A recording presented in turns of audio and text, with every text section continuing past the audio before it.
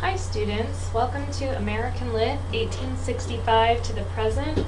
I'm your instructor, Danielle Reitz, and I wanted to give you a little bit of a video welcome here and show you some things around Blackboard because although there is an orientation through the Getting Started module, which is one of the first things you need to complete, I thought seeing things around the course might be easier. Even if you've taken a Blackboard course before, the way this course is formatted, it might be a little bit different. This is a shell I kind of inherited from some other instructors, so it might have some older versions of things in it that other courses might not. So I just wanted to familiarize you with some of that. This is our home page of our course, and it does have a description there of what the course is. It has my contact information, and it tells you where to go to get started with the course. So it says the first thing you want to do is to read our syllabus, and I'm going to make sure that this syllabus here is linked to our syllabus, so you could open it that way and complete the Getting Started task below. But even without that, there is a place where our syllabus is housed. So if we click on that, and then we click on the link for the syllabus, it'll bring us into our course's information, and this contains the description, my contact information, all our course policies, college policies. So I really do want you to look it over. Even if this is your third composition course, you know, there are parts of the syllabus that are specific to each course. I'll let you read this at your leisure. I'm not going to go through it all now, but there are a couple things I wanted to highlight. One of them is just the kind of bones of the course, the major things we'll be doing. And basically there's going to be a small poetry interpretation, 200 words, and then there are 2 literary analysis essays, each 750 words.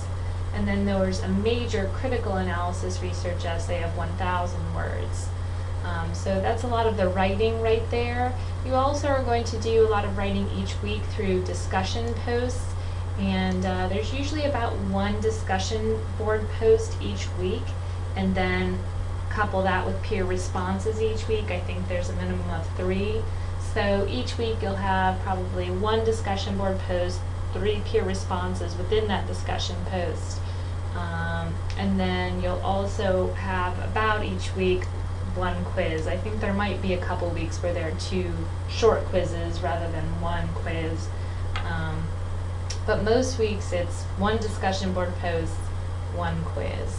And then scattered throughout that are these essays, and then at the end of our course, because our course does require a significant oral component, there will be an oral presentation where you'll be analyzing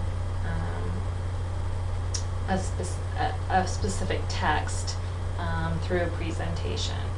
But we'll get to that. That's the last week of our semester.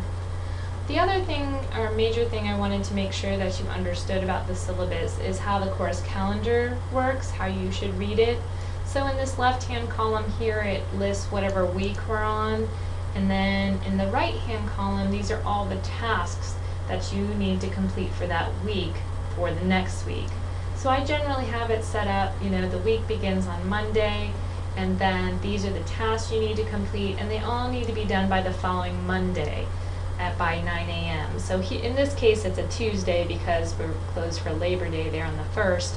But most weeks you can scroll down and see all items are due on Monday mornings by 9 a.m.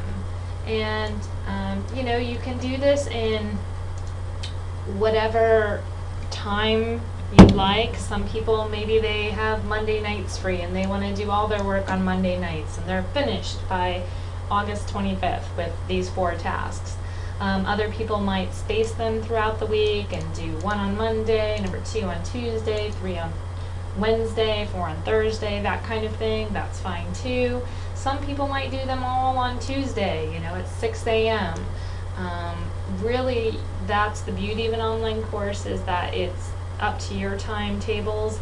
But I would encourage you to make sure to set some time aside in your calendar to actually physically go in and say, okay, I'm going to do 30 minutes dedicate 30 minutes to my American Lit course on Monday here, from 8 a.m. to 8:30, and then on Wednesday I've got a big block from 3 to 5, because you're thinking, each week you have basically anywhere from 2 to 4 readings each week. And some of these readings will go faster than others. I know with me, when I'm really interested in something I'm reading, sometimes it's very easy. And then other things I just have to read and reread, and it'll take me longer. But you're thinking the readings themselves will probably take you, a couple of hours. Then you've got your discussion post to craft and your quiz, which is all your quizzes are open book. But they have, a maximum time of 2 hours. So you'll have a better idea of how much time to allot as you get through the first couple of weeks. And if you really want, something more quantified, feel free to email or call or contact me, and I can try to break it down for you more concisely and more succinctly. More specifically, that's what I meant. So this is how you read the calendar, and this corresponds, if we go to our Blackboard shell, with what's on the course content page. So you'll see, each week there's a folder, and it tells you what's due, when it starts, and what's due that week, all the way down to the end. You are free to work ahead if that's what you'd like to do, but I come in here weekly. I can't work very far ahead because of my schedule, and give feedback. And so if I give you a feedback on a discussion post and say something like, you really need to make sure your MLA citations follow the guidelines, and here's how you should be doing it, then you may have gotten 2 weeks ahead of me, and then you say, well, do you go back and have to redo that work? You're kind of in a pickle there. So it's up to you how you want to proceed. I just wanted to give you that kind of caution as you're going forward. Now, again, I was saying that the way this might look on your end, might look a little different than on my end, but when you open each week, so you say, okay, I want to get into week 1, it just gives you the first thing in the week. You have to kind of click on these table of contents on the left to be able to see everything in that week as you're going through it. So you're saying, oh, I'm in the Getting Started folder. I want to go to Lectures and Resources and see what's there. I want this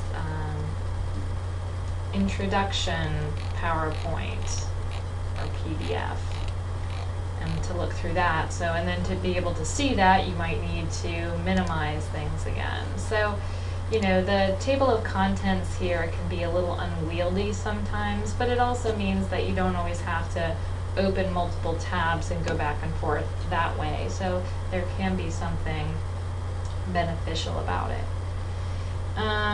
What else did I want to show you? These other links hopefully are pretty self-explanatory. If you're looking for a discussion, it's in the discussions section. If you're looking for quizzes, they're in the quizzes. There's redundancy, so you might have seen in the course content week 1, you can get to the discussions that way for that week, or the quizzes that week, but these are all the quizzes for the semester. So, and I tried to put them in order, so you can look at them that way.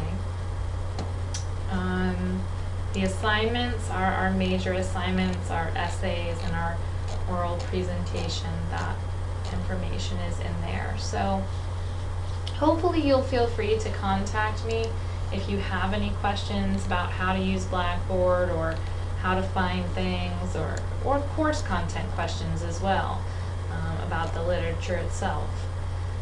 So here's to a great semester. I hope everything will go well, and please let me know how I can help you as we go forward.